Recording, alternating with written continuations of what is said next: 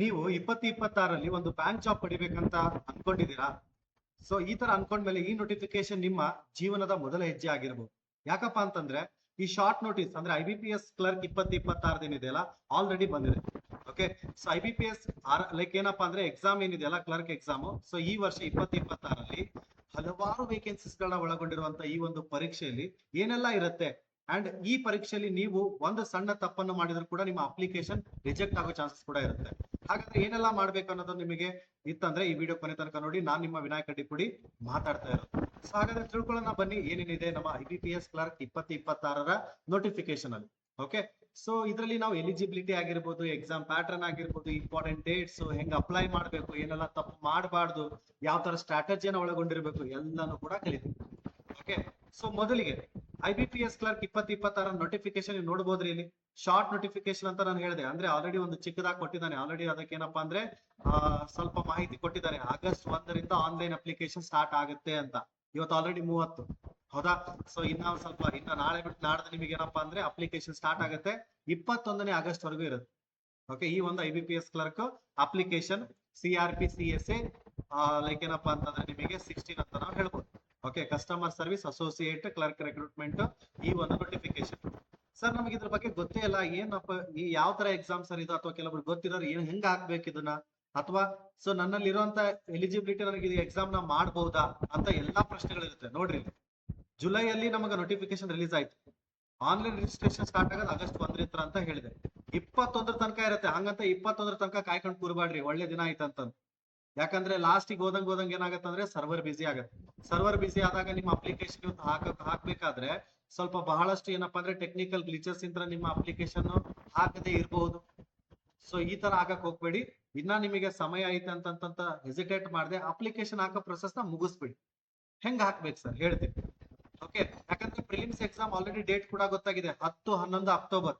ಇದೇ ಏನಪ್ಪಾ ಅಂದ್ರೆ ವಿಶೇಷತೆ ನಮಗೆ ಬ್ಯಾಂಕಿಂಗ್ ಎಕ್ಸಾಮ್ಸ್ ಅಲ್ಲಿ.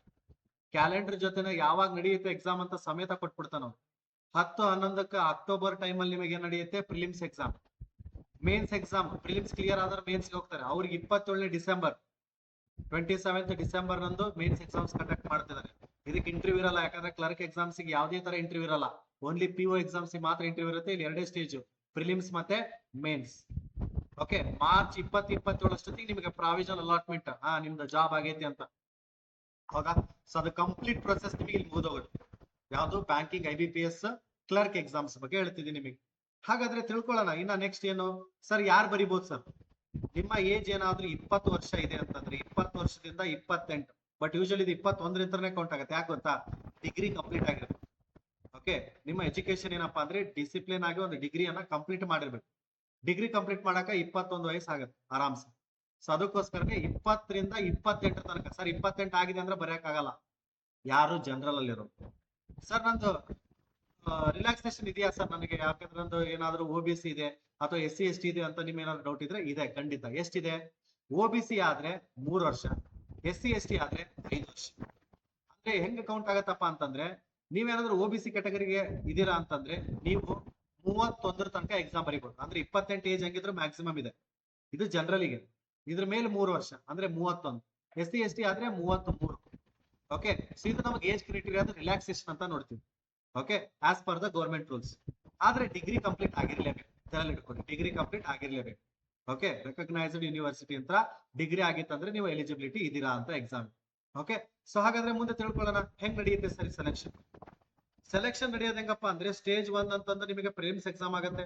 ಆ ಎಕ್ಸಾಮ್ಸ್ ಅಲ್ಲಿ ಯಾರು ಅಪ್ಲೈ ಮಾಡಿ ಯಾರೆಲ್ಲ ಬರ್ದಿರ್ತಾರಲ್ಲ ಎಲ್ರು, ಅವ್ರೆಲ್ಲರಲ್ಲಿ ಏನಂದ್ರೆ ಕಟ್ ಆಫ್ ಅಂದ್ರೆ ಸೆಲೆಕ್ಷನ್ ಕಟ್ ಆಫ್ ಅಂತ ಬರುತ್ತೆ.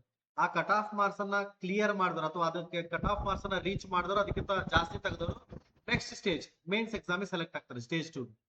ಆ ಸ್ಟೇಜ್ 2 ಇಂದ ಫೈನಲ್ ಪ್ರಾವಿಷನಲ್ ಅಲಾಟ್ಮೆಂಟ್ ನಡೆಯುತ್ತೆ. ಈ ತರ ನಮಗೆ ಏನಪ್ಪಾ ಅಂದ್ರೆ ಪ್ರಿಲಿಮ್ಸ್ ಮತ್ತೆ ಮೇನ್ಸ್ ಇರುವಂತ ಒಂದು ವೇ ಇದೆ ಯಾವ್ದಕ್ಕೆ ಸೆಲೆಕ್ಷನ್ ಪ್ರೊಸೆಸ್ ಅಲ್ಲಿ. ಓಕೆ, ನಾನು ಅವಾಗ್ಲೇ ಹೇಳಿದಾಗೆ ಮೇನ್ಸ್ ಆದ್ಮೇಲೆ ನಿಮಗೆ ಅಲಾಟ್ಮೆಂಟ್ ಸಿಗುತ್ತೆ, ಯಾವುದೇ ತರ ಇಂಟರ್ವ್ಯೂ ಇರಲ್ಲ. ಓಕೆ, ಸೊ ಹಾಗಾದ್ರೆ ಸರ್ ಹೆಂಗ ಇರುತ್ತೆ ಸರ್ ಎಕ್ಸಾಮ್ ಅಂತ. ಇಲ್ಲಿ ಮೊದಲಿಗೆ ಏನಪ್ಪಾ ಅಂತಂದ್ರೆ 3 ಸಬ್ಜೆಕ್ಟ್ಸ್ ಗಳು ಬರುತ್ತೆ. ಇಂಗ್ಲಿಷ್ ಆಪ್ಟಿಟ್ಯೂಡ್ ಅಂದ್ರೆ ನ್ಯೂಮರಿಕಲ್ ಆಪ್ಟಿಟ್ಯೂಡ್ ಮತ್ತೆ ರೀಸನಿಂಗ್ ಅಬಿಲಿಟಿ ಅಂತ. ಇಂಗ್ಲಿಷ್ ಲ್ಯಾಂಗ್ವೇಜ್ 30 ಪ್ರಶ್ನೆ 30 ಮಾರ್ಕ್ಸ್, ನ್ಯೂಮರಿಕಲ್ ಅಬಿಲಿಟಿ 35 ಪ್ರಶ್ನೆ 35 ಮಾರ್ಕ್ಸ್, ರೀಸನಿಂಗ್ ಅಬಿಲಿಟಿ 35 ಪ್ರಶ್ನೆ 35 ಮಾರ್ಕ್ಸ್. ಅಂದ್ರೆ ಟೋಟಲ್ ಆಗಿ ನಿಮಗ 100 ಪ್ರಶ್ನೆಗಳ ಪೇಪರ್ ಇರುತ್ತೆ ಪ್ರಿಲಿಮ್ಸ್. ಸರಿ, 100 ಪ್ರಶ್ನೆಗಳನ್ನ ಸಾಲ್ವ್ ಮಾಡಕ್ಕೆ ಎಷ್ಟು ಟೈಮ್ ಕೊಡ್ತಾರೆ ಅಂದ್ರೆ 1 ತಾಸು 60 ನಿಮಿಷ ಇರ್ತದೆ. ಅಂಡ್ ಇನ್ನೊಂದೇನಪ್ಪಾ ಅಂದ್ರೆ ಇಲ್ಲಿ ಸೆಕ್ಷನಲ್ ಟೈಮಿಂಗ್ ಇರುತ್ತೆ. ಅಂದ್ರೆ ನೀವು ಇಂಗ್ಲಿಷ್ ಬರೀತಿರ್ಬೇಕಾದ್ರೆ 20 ನಿಮಿಷ, 20 ನಿಮಿಷದಲ್ಲಿ ಇಂಗ್ಲಿಷ್ ಮಾತ್ರ ಬರೆಯಕಿರೋದು, ಬೇರೆ ಸಬ್ಜೆಕ್ಟ್ ಅಲ್ಲ. ನ್ಯೂಮರಿಕಲ್ ಎಬಿಲಿಟಿ ಕೂಡ ಅಷ್ಟೇ, 20 ನಿಮಿಷದಲ್ಲಿ 35 ಪ್ರಶ್ನೆಗಳು ಇರ್ತಾವ. ಇಲ್ಲಿ ಔಟ್ ಆಫ್ ಫುಡ್ ತೆಗೆಯೋದಲ್ಲ, ಸ್ಟ್ರಾಟಜಿ ಇರಬೇಕು, ಅದನ್ನ ಹೆಂಗ್ ಮಾಡ್ಬೇಕಂತ ಹೇಳ್ತೀನಿ ನಿಮಗೆ ಕೊನೆದಾಗೆ, ಬಟ್ ನಿಮ್ಗೆ ತಲೆಲಿರ್ಲಿ. ಹಾಗೆ 20 ನಿಮಿಷದಲ್ಲಿ 35 ರೀಸನಿಂಗ್ ಕೂಡ ಇರುತ್ತೆ.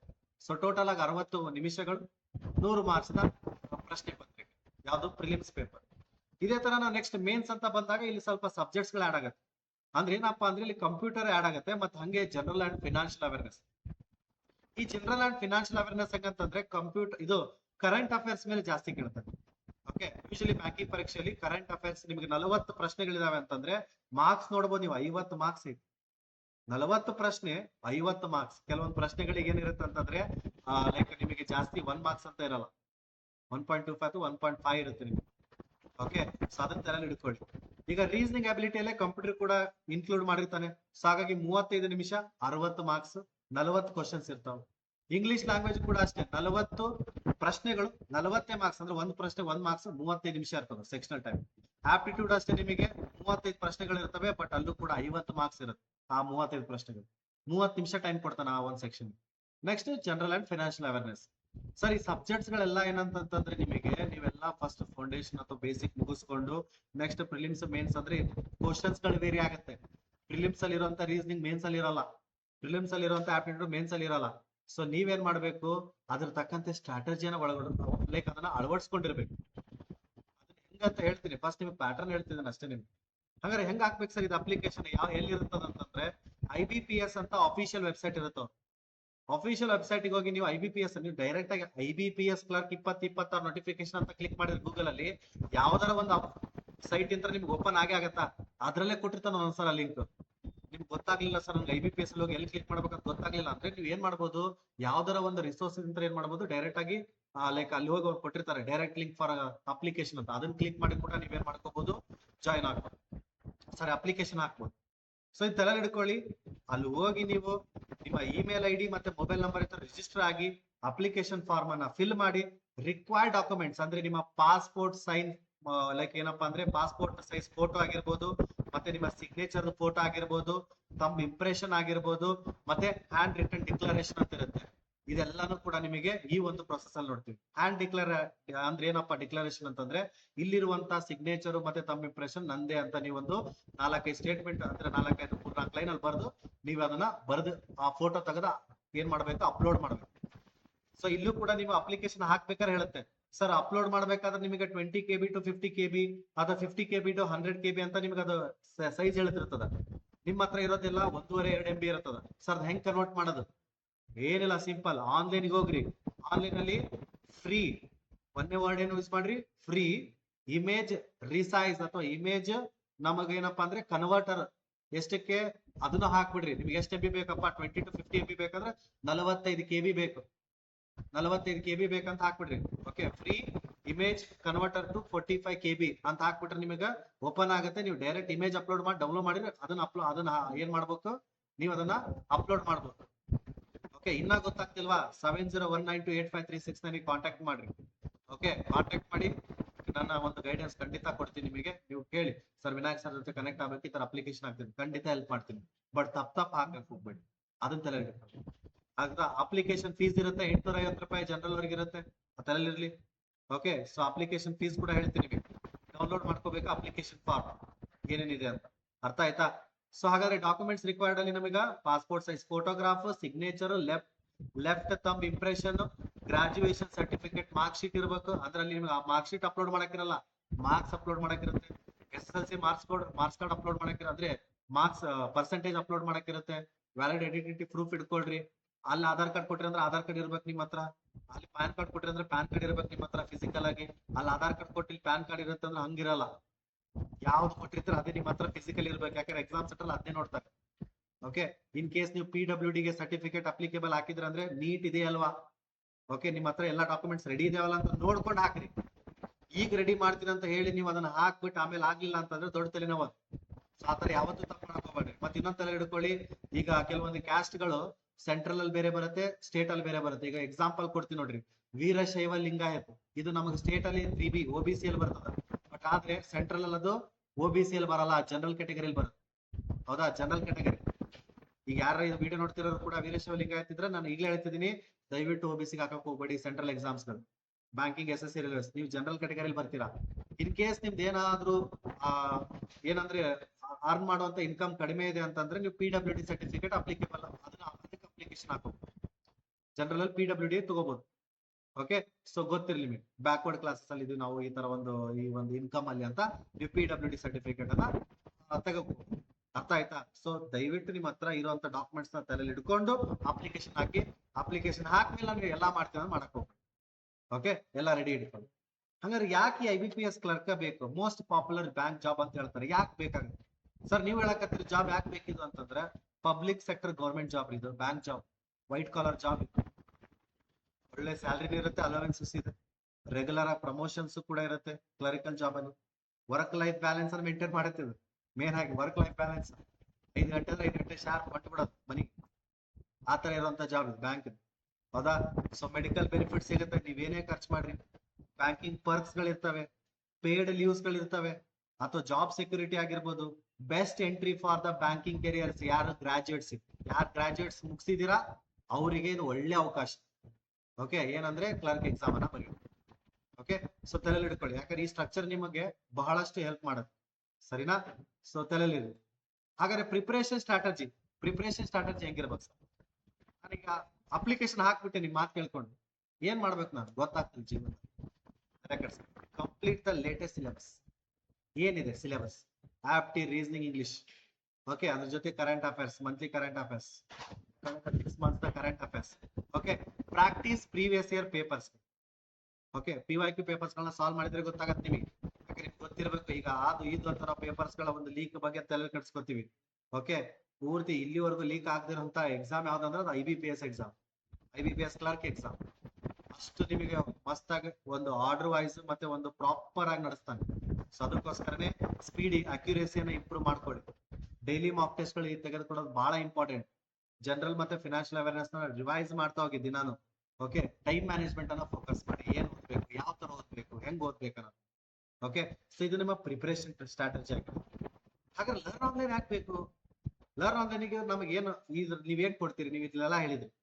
ಓಕೆ, ಸೊ ಇಲ್ಲಿ ಏನಿರುತ್ತೆ ಅಂತಂದ್ರೆ ಲೈವ್ ಕ್ಲಾಸಸ್ ಗಳಿರುತ್ತೆ, ಕನ್ನಡ ಮತ್ತೆ ಇಂಗ್ಲಿಷ್ ಎಕ್ಸ್ಪ್ಲೇಷನ್ ಇರುತ್ತೆ. ಕನ್ನಡ ಮೀಡಿಯಂ ವಿದ್ಯಾರ್ಥಿಗಳಿಗಂತ ನಿಮಗೆ ಕನ್ನಡ ಎಕ್ಸ್ಪ್ಲೇಷನ್ಸ್ ಕೂಡ ಇರುತ್ತೆ. ಮಾಕ್ ಟೆಸ್ಟ್ ಗಳು ಕಂಡಕ್ಟ್ ಅಂದ್ರೆ ಏನಪ್ಪಾ ಅಂದ್ರೆ, ನಿಮಗೆ ನಮ್ಮ ಆಪ್ ಅಲ್ಲೂ ಕೂಡ ಕೆಲವೊಂದು ಏನಪ್ಪಾ ಅಂತಂದ್ರೆ ಸೆಕ್ಷನಲ್ ಟೆಸ್ಟ್ ಗಳು ಮತ್ತೆ ಅದರದೇ ಆದಂತ ಟೆಸ್ಟ್ ಗಳು ಇರುತ್ತೆ. ನಿಮಗೆ ಯಾವ್ದಾದ್ರು ಬೇಕು, ಸ್ಪೀಡ್ ಮ್ಯಾಕ್ಸ್ ಆಗಿರ್ಬೋದು ಅಥವಾ ನಿಮಗೆ ಟಾಪಿಕ್ ವೈಸ್ ಆಗಿರ್ಬೋದು, ಎಲ್ಲಾ ತರದ್ದು ನಿಮಗೆ ಟೆಸ್ಟ್ ಗಳು ಇರುತ್ತೆ. ಹಾಗೆ ನೀವು ತೆಗೆದುಕೊಂಡಿರುವಂತ ಮಾಕ್ ಟೆಸ್ಟ್ ಗಳು ಇರ್ತಾವಲ್ಲ, ಅದ್ರದ್ದು ಅನಾಲಿಸಿಸ್ ಕೂಡ ನಡೆಯುತ್ತೆ. ಪ್ರಿಲಿಮ್ಸ್, ಮೇನ್ಸ್ ಎರಡರದ್ದು ಅನಾಲಿಸಿಸ್ ನಡೆಯುತ್ತೆ, ಬರೀ ಪ್ರಿಲಿಮ್ಸ್ ಮಾತ್ರ ಅಲ್ಲ. ಓಕೆ, PDF ನೋಟ್ಸ್ ಗಳಿಗೆ ಸಿಗುತ್ತೆ ನಿಮಗೆ. ಪ್ರೀವಿಯಸ್ ಇಯರ್ ಕ್ವಶನ್ಸ್ ನಿಮಗೆ ಏನಿರಲ್ಲ ಅದನ್ನೆಲ್ಲ ನೀವು ಸಾಲ್ವ್ ಮಾಡ್ತಾ ಹೋಗ್ತೀರಾ. ಸೊ ಈ ತರ ನೀವು ನೋಡ್ತಿರ್ತೀರ ಲರ್ನ್ ಆನ್ಲೈನ್ ಯಾಕೆ ಅಂತ. ಯಾಕಂದ್ರೆ ರೀಸೆಂಟ್ ಆಗಿ 2026 ನಿಮಗೆ ನೀವು ಕಳೆದ ನಮ್ಮ ಒಂದು ಜರ್ನಿ ನೋಡಿದಾಗ, ಲೈಕ್ ಪರಶುರಾಮ್ ಆಗಿರ್ಬೋದು, ಸಚಿನ್ ಆಗಿರ್ಬೋದು, ಈ ಕಡೆ ಲತಾ ನೋಡಿ, RRB PO ನಿಮಗೆ ಲಾಸ್ಟ್ ಟೈಮ್ ಮೊನ್ನೆ ಬಂತಲ್ಲ ರಿಸಲ್ಟ್, ಅದ್ರಲ್ಲಿ ಕ್ಲಿಯರ್ ಆದವರು. ಸುಚಿತ್ರಾ ಕೂಡ ಕ್ಲಿಯರ್ ಆದವರು. ಓಕೆ, ಸುಚಿತ್ರಾ ನಿಮಗೆ ಅಲ್ಲಿವರು ಕೂಡ ಬ್ಯಾಂಕ್ ಎಕ್ಸಾಮ್ ಅಲ್ಲಿ ಕ್ಲಿಯರ್ ಆದವರು. ಸೊ ಎಲ್ಲ ನಮಗೆ ಬ್ಯಾಂಕ್ ಎಕ್ಸಾಮ್ ಅಲ್ಲಿ ಕ್ಲಿಯರ್ ಆಗೋದವರು. ಯಾರು ನಮಗೆ ಇಲ್ಲಿ ಇನ್ನೊಬ್ರು ನೋಡ್ತಿದ್ದೀರಿ ನೀವು, ಈ ಕಡೆ ಇಲ್ಲಿ ನಾಗೇಂದ್ರ ಅಂತ ಇದ್ದಾರೆ ನಾವು. ಓಕೆ, ನಾಗೇಂದ್ರ ಅಂತ ಅವರು BCom ಮುಗಿಸ್ಕೊಂಡು 5 ದಿನಕ್ಕೆ ಬಂದು ಈ ಒಂದು ನಮ್ಮ ಏನಪ್ಪಾ ಅಂದ್ರೆ ಇನ್ಸ್ಟಿಟ್ಯೂಟ್ ಅನ್ನ ನಂಬಿ ಆ ಒಂದು ಜರ್ನಿಯಲ್ಲಿ ಇದ್ದವರು. ಓಕೆ, ಸೊ ಈ ತರ ಕಲ್ತವ್ರು. ಸೊ ಇವರೆಲ್ಲಾನು ಕೂಡ ಬ್ಯಾಂಕಿಂಗ್, SSC ರೈಲ್ವೇಸ್ ಅಂತ ಬಂದರು. ಅದರಲ್ಲಿ ಮೆಜಾರಿಟಿ ನಿಮಗೆ ಬ್ಯಾಂಕಿಂಗ್ ಪರೀಕ್ಷೆಯನ್ನ ರೀಸೆಂಟ್ ಆಗಿ ಕ್ಲಿಯರ್ ಮಾಡೋರು ಕೂಡ ಇದ್ದಾರೆ. ಇವರೊಟ್ಟಿಗೂ ಕೂಡ ನೀವು ಮಾತಾಡ್ಬೇಕಾ? ಇವರೊಟ್ಟಿಗೆ ಬ್ಯಾಂಕಿಂಗ್ ಪ್ರಿಪರೇಷನ್ಸ್ ಬಗ್ಗೆ ಹೆಂಗೆ ನಾನು ಕಲಿಬೇಕು ಅಥವಾ ಕೆಲವೊಂದು ಡೌಟ್ಸ್ ಗಳಿರುತ್ತೆ, ನೀವು ಅಚೀವರ್ಸ್ ಹತ್ರನೇ ಕೇಳ್ಬೇಕಂತ. ಖಂಡಿತ ಹೆಸಿಟೇಟ್ ಮಾಡಿದೆ. 7019285369 ಅಂತ ಒಂದು ನಂಬರ್ ಇದೆ, ಕೊಡ್ತೀನಿ ಲಾಸ್ಟ್. ಆ ನಂಬರಿಗೆ ಕಾಂಟ್ಯಾಕ್ಟ್ ಮಾಡಿದ್ರೆ ನೀವು ಡೈರೆಕ್ಟ್ ಆಗಿ ಏನಪ್ಪಾ ಅಂದ್ರೆ ಅಚೀವರ್ ಜೊತೆ ಕೂಡ ನಾವು ಕರೆಕ್ಟ್ ಮಾಡ್ಕೊಡ್ತೀವಿ, ಅವ್ರು ಫ್ರೀ ಇದ್ದಾಗ. ಯಾಕಂದ್ರೆ ಅವರು ಕೂಡ ಬ್ಯಾಂಕ್ ಅಲ್ಲಿ ಜಾಬ್ ಮಾಡ್ತಿದ್ದಾರೆ ಇವಾಗ ಆಲ್ರೆಡಿ. ಹೌದಾ? ಸೊ ಅದಕ್ಕೋಸ್ಕರ. ಸೊ 2026 ಬಗ್ಗೆ ಇನ್ನ ಹೆಚ್ಚಿನ ಮಾಹಿತಿ ಬೇಕು ಸರ್, ನನಗೇನು ಇನ್ನ ಕ್ಲಾರಿಟಿ ಸಿಕ್ಕಿಲ್ಲ ನಿಮ್ಮ ಇನ್ಸ್ಟಿಟ್ಯೂಟ್ ಬಗ್ಗೆ ಅಥವಾ ನಿಮ್ಮ ಒಂದು ಕ್ಲಾಸಸ್ ಬಗ್ಗೆ. ಫ್ರೀ ಕ್ಲಾಸಸ್ ಇದೆಯಾ? ಹೌದು, ಯಾಕಂದ್ರೆ ನಿಮಗೆ ಮೊದಲ 3 ದಿನಗಳ ಕಾಲ ಫ್ರೀ ಕ್ಲಾಸಸ್ ಗಳನ್ನು ಕೂಡ ಕೊಟ್ಟಿರ್ತೀವಿ. ಸೊ ಇದು ತಲೆಯಲ್ಲಿರ್ಲಿ ನಿಮಗೆ, ಯಾಕಂದ್ರೆ ನಮಗೆ ಡೆಮೋ ಕ್ಲಾಸಸ್ ಅಂದ್ರೆ ಬಹಳ ಇಂಪಾರ್ಟೆಂಟ್. ಅದನ್ನ ತಿಳ್ಕೊಂಡು ನಾನು ತಗೋಬೇಕಾ ಬೇಡವನ್ನ ನನಗೆ ಅದ್ರ ಮೇಲೆ ಡಿಪೆಂಡ್ ಇರ್ಬೇಕು. ಅವಾಗ ಸುಮ್ನೆ ಬ್ಲೈಂಡ್ ಆಗಿ ನಂಬೋದಲ್ಲ. ಹೌದಾ? ಸೊ ಅದಕ್ಕೋಸ್ಕರ 3 days ಫ್ರೀ ಡೆಮೋ ಕ್ಲಾಸಸ್ ಇರುತ್ತೆ. ಯಾವಾಗಿಂತ ಅಂತಂದ್ರೆ August 6 ರಿಂದ. ಸೊ August 5ಕ್ಕೆ ನಿಮಗೆ ಒಂದು ಓರಿಯಂಟೇಶನ್ ತರಗತಿ ಇರುತ್ತೆ. ಓಕೆ, ಸಂಜೆ 6 ಗಂಟೆಗೆ.